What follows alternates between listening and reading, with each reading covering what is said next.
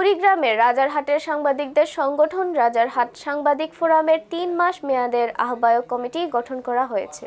শনিবার ৪ অক্টোবর সংগঠনটির অস্থায়ী কার্যালয়ে ফোরামের সদস্যদের উপস্থিতিতে নতুন কমিটি ঘোষণা করা হয়। নতুন কমিটিতে আহ্বায়ক হয়েছেন দৈনিক আমার দেশ এর তারিকুর রহমান এবং সদস্য সচিব হয়েছেন দৈনিক জনবাণী ও দৈনিক বায়ান্নর আলোর সোহেল রানা।